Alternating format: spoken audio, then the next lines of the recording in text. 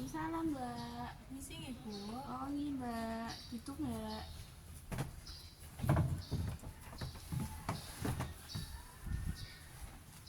Ibu, perkenalkan saya perawat Anissa. Ibu dengan Ibu Fani. Betul Ibu. Jadi apa hari ini Ibu punya nama panggilan buat saya panggil yang disukai? Ibu Fani aja cukup. Ibu Fani saja. Baik, Ibu, hari ini Ibu perasaannya gimana? Perasaan saya tuh hari ini tuh kayak muntah gitu loh, Sus. Kayak kadang seneng, terus kadang kayak setelah melakukan pekerjaan ini nih, misalnya nih habis nyuci gitu kan, terus kayak moodnya jelek. Nanti setelah melakukan main HP, moodnya jadi seneng gitu. Moodnya tuh kayak gitu. Baik, itu sesuatu yang wajar Ibu, apalagi Ibu masih dalam proses pemulihan.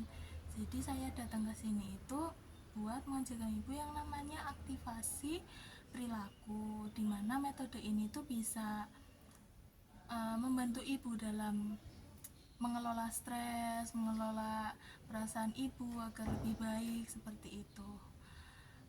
Jadi saya mau kontrak waktu dulu nih, kira-kira waktunya antara 10-15 menit.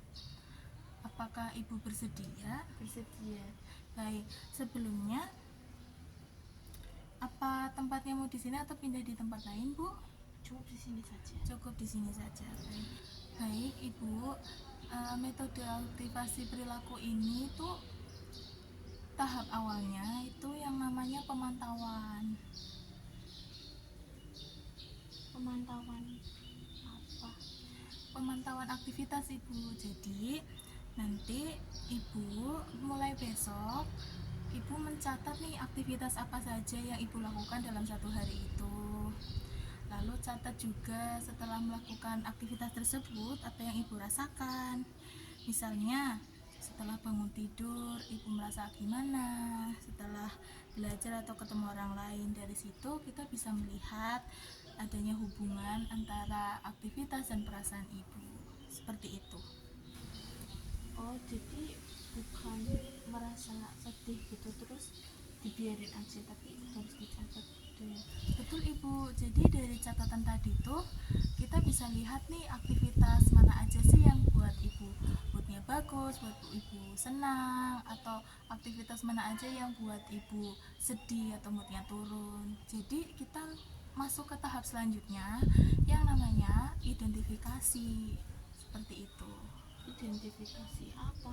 Identifikasi aktivitas Ibu, seperti yang saya bilang tadi, nanti dari catatan itu tuh kita bisa melihat aktivitas mana aja yang buat Ibu senang, Ibu sedih, seperti itu. Jadi misal contohnya Ibu jalan-jalan nih, ternyata suasana Ibu membaik, nah itu yang namanya identifikasi. Ternyata jalan-jalan bisa membuat Ibu moodnya naik, seperti itu. Oke. Kayaknya ya, Sus, kalau misalnya saya tuh kalau kadang jalan-jalan itu sama teman saya itu kayak seneng gitu bawaannya, tapi kalau misalnya udah pulang itu kayak sedih lagi loh, apalagi harus di kamar, harus kayak ya capek aja gitu loh. Itu contoh yang bagus ya Ibu. Itu artinya Ibu sudah mengenali nih pola aktivitas Ibu bagaimana. Setelahnya kita akan melakukan yang namanya penjadwalan aktivitas. Penjadwalan aktivitas kayak apa tuh, Sus? Jadi nanti kita akan dengan sengaja memasukkan aktivitas-aktivitas yang membuat suasana Ibu membaik secara sering dalam satu hari, seperti itu. Misal tadi Ibu jalan-jalan merasa lebih baik, jadi kita akan memasukkan jalan-jalan dalam aktivitas Ibu setiap harinya, seperti itu. Oh gitu ya. Tapi itu saya tuh kalau jalan-jalan mager ya, capek soalnya.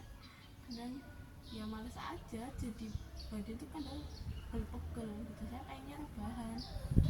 Itu hal yang wajar ya Ibu, makanya dalam metode ini tuh tahap terakhirnya namanya aksi sebelum motivasi. Jadi kita Ibu tetap melakukan aktivitas aktivitas yang sudah dijadwalkan meskipun ibu merasa nggak semangat, nggak mood, seperti itu.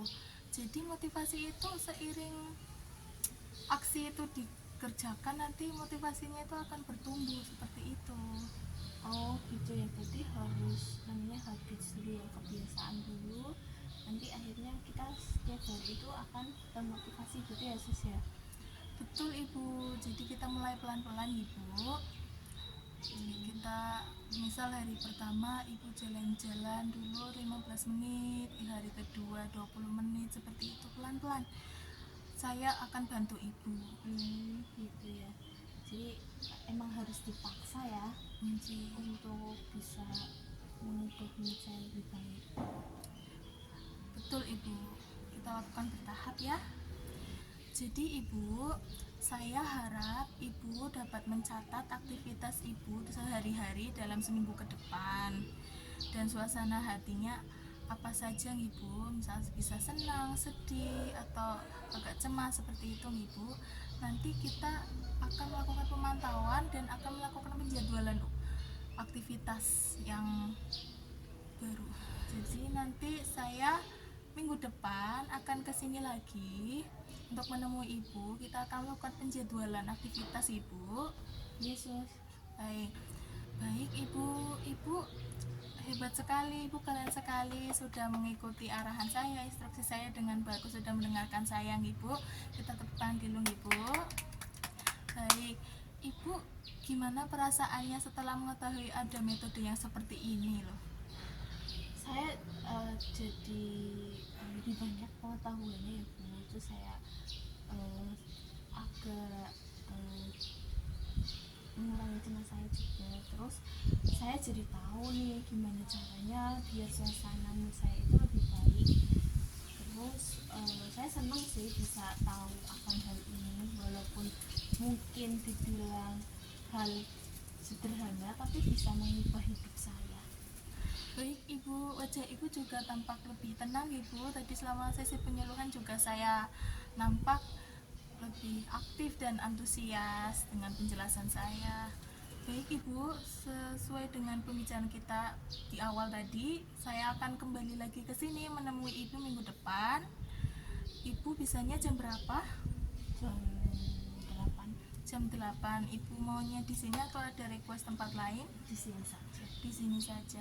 Baik, minggu depan saya akan menemui ibu di sini di jam 8 dengan penjadwalan aktivitas ibu. Saya harap seminggu ke depan ibu bisa mencatat dengan detail apa yang saya suruh tadi, aktivitas-aktivitas dan suasana hati ibu, seperti itu. Baik, apa ada yang ingin ditanyakan lagi bu? Tidak ada. Tidak ada. Baik, jika tidak ada pertanyaan, saya pamit undur diri ibu. Terima kasih atas partisipasinya dan antusiasnya. Saya pamit ibu. Terima kasih. Permisi ibu.